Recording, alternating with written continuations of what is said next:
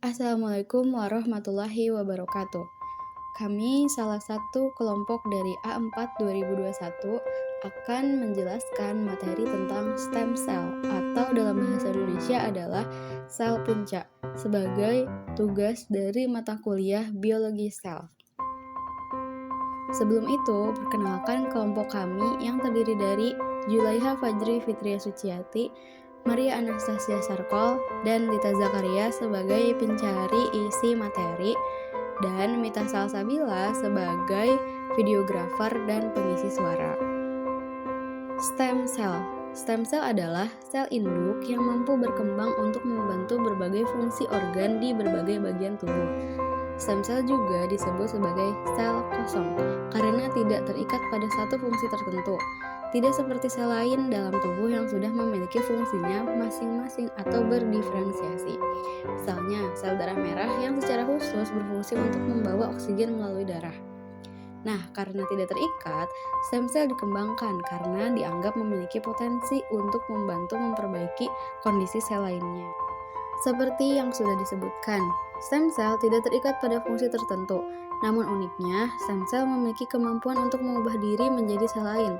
Perubahan ini diyakini dapat membantu berbagai kondisi kesehatan, seperti menumbuhkan sel baru di laboratorium untuk menggantikan organ atau jaringan yang rusak, memperbaiki organ yang tidak berfungsi dengan baik, digunakan dalam penelitian untuk mengetahui penyebab cacat genetik pada sel, digunakan untuk meneliti penyebab terjadinya satu penyakit tertentu, digunakan untuk mengetahui perkembangan sel menjadi kanker, sampai menguji obat baru demi keamanan dan efektivitas.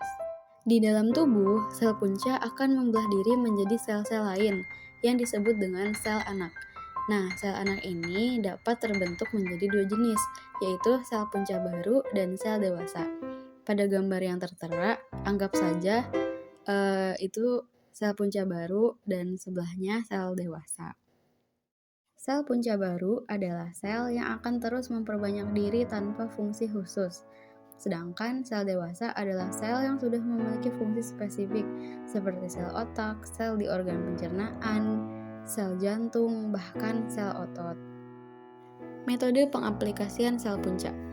Transplantasi sel punca adalah suatu proses di mana sel punca darah yang sehat disuntikan ke dalam tubuh untuk menggantikan sel punca yang sakit atau rusak. Prosedur ini mungkin diperlukan pada sejumlah kondisi medis tertentu, seperti leukemia, limfoma, penyakit metabolik, kekurangan kekebalan bawaan, sindroma gagal sumsum seperti anemia, aplastik atau sindroma myelodysplastik, dan talasemia. Ada dua metode transplantasi sel punca yang umum digunakan. Penentuan metode yang akan digunakan tergantung pada usia, kebutuhan pasien, dan hasil pemeriksaan dokter. Berikut ini adalah penjelasan dari kedua metode tersebut. Yang pertama, transplantasi sel punca autolog. Metode transplantasi ini menggunakan sel-sel punca yang berasal dari tubuh pasien itu sendiri. Sel tersebut kemudian dibekukan, disimpan, dan baru akan digunakan saat pasien membutuhkannya, yaitu ketika sel punca mengalami kerusakan. Di metode ini terdapat kelebihan dan kekurangan dalam pengaplikasiannya. Kelebihan dari metode transplantasi autolog yaitu resiko penolakan sel punca oleh tubuh cenderung lebih rendah dan efek sampingnya pun lebih sedikit. Pembentukan darah baru pun berlangsung lebih cepat.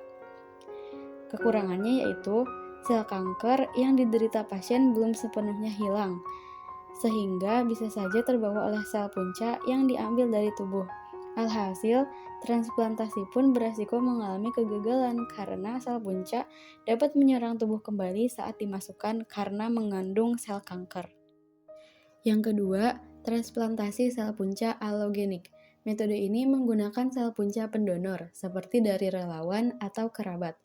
Transplantasi ini biasanya digunakan bila transplantasi autolog tidak berhasil atau penyakit bersifat lebih agresif.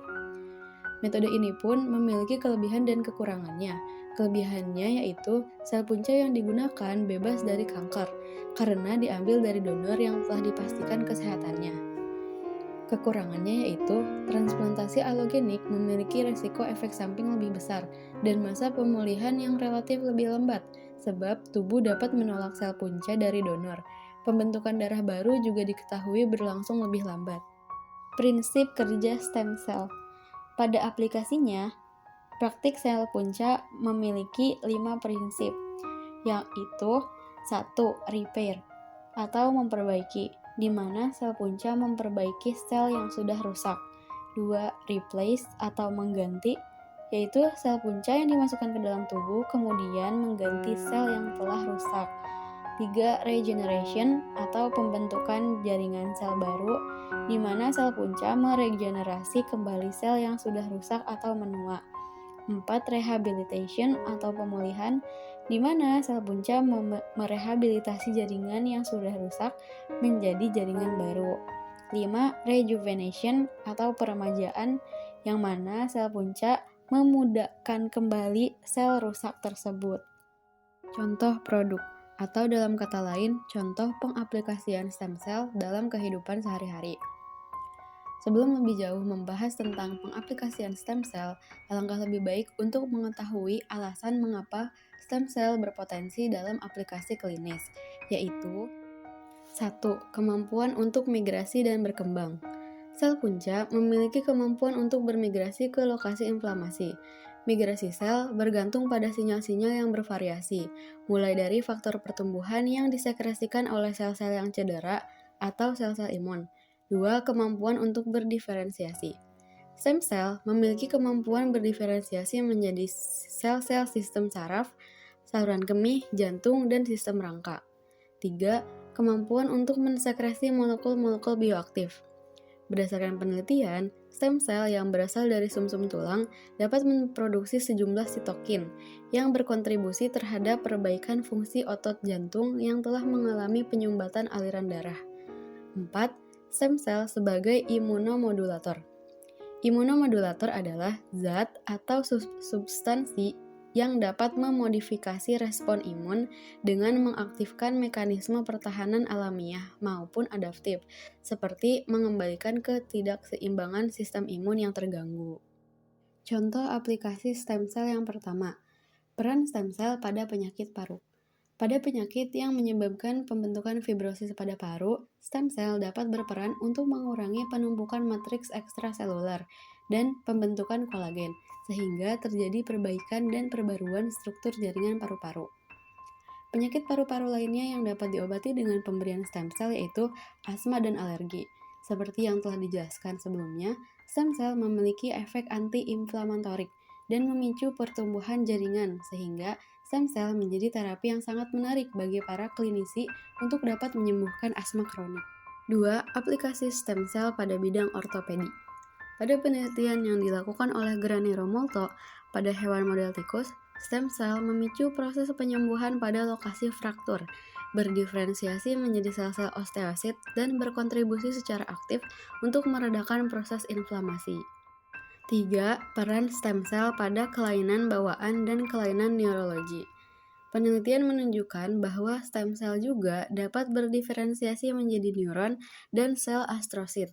Stem cell dapat menghambat proses kerusakan neurologis dan meningkatkan angka survival atau kesintasan pada hewan model tikus dengan penyakit neurodegeneratif. 4. Peran stem cell pada penyembuhan cedera jaringan.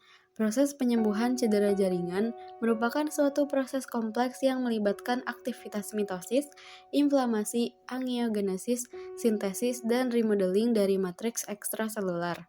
Ketika proses penyembuhan luka tidak berjalan sempurna, maka pemberian intervensi tambahan akan dipertimbangkan. Stem cell dapat memicu respon pro- dan anti-inflamatorik serta memicu proses angiogenesis, yang dimana proses angiogenesis adalah proses fisiologis pembuluh darah baru terbentuk dari pembuluh darah yang telah ada. Setelah mengetahui bagaimana cara stem cell bekerja, lebih jauh mari kita bahas fakta terkait stem cell. 1. Penyimpanan stem cell tidak dapat dilakukan secara sembarangan untuk menghindari kematian sel. 2. Biaya untuk pengaplikasian sel punca masih menjadi kendala dalam melakukan terapi stem cell. Bagaimana tidak? Setiap satu stem cell dibanderol dengan harga yang fantastis, yaitu Rp1 sampai Rp1,5 per sel. Terlihat murah memang, namun sel yang dibutuhkan dapat mencapai hingga ratusan juta sel. 3. Dalam pengaplikasian stem cell, banyak hal yang perlu diperhatikan, seperti masalah keamanan saat pelaksanaan berlangsung. Meskipun harganya sangat mahal, namun ternyata belum menjadi jaminan amannya pelaksanaan terapi dilakukan. Pasalnya, terapi yang dilakukan ini bisa saja menimbulkan efek samping berbahaya, seperti tumor atau reaksi alergi fatal. 4. Stem cell merupakan metode yang masih sangat kontroversial di Indonesia. Alasannya karena stem cell hanya mampu diperoleh dari embrio manusia. Penemuan ini memunculkan pertanyaan mendasar bahwa untuk mendapatkan sebuah terapi baru harus mengorbankan embrio manusia. Hal inilah yang kemudian menjadi faktor utama penghambat perkembangan dan penelitian stem cell sebagai terapi. Dilema ini juga menggelitik opini individu para pemangku kebijakan yang kemudian membuat terapi stem cell sampai saat ini belum memiliki regulasi yang dapat diterima di segala pihak. Sampai di sini materi yang kami bisa bagikan. Apabila di dalamnya terdapat kekurangan maupun kesalahan, kami minta maaf yang sebesar-besarnya. Sekian dari kami. Wassalamualaikum warahmatullahi wabarakatuh.